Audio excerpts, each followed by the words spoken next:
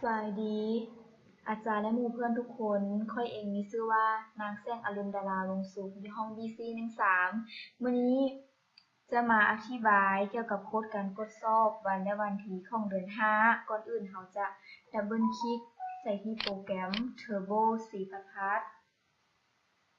หลังจากที่เราดับเบิลคลิกเสร็จแล้วหน้าต่างมันก็จะออกมาเป็นแบบนี้ให้เขาคลิกใส่ Start Turbo 4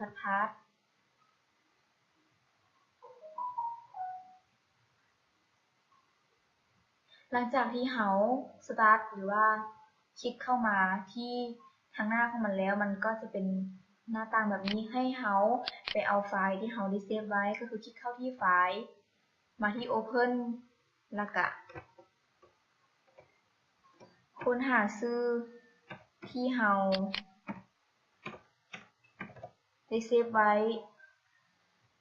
แล้วก็ทำการกด Open โค้ดที่เราเขียนเกี่ยวกับการกดสอบวันและวันที่ของเดือน5ก็จะออกมาประมาณนี้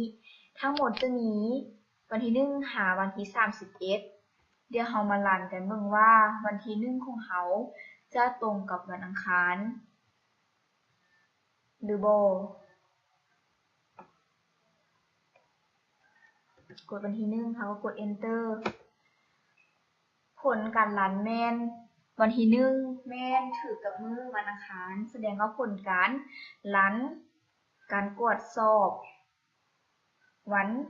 และวันที่เดือน5ของเขานี้แม่นถูกต้องการอธิบายของน้องได้สิ้นสุดเพียงเท่านี้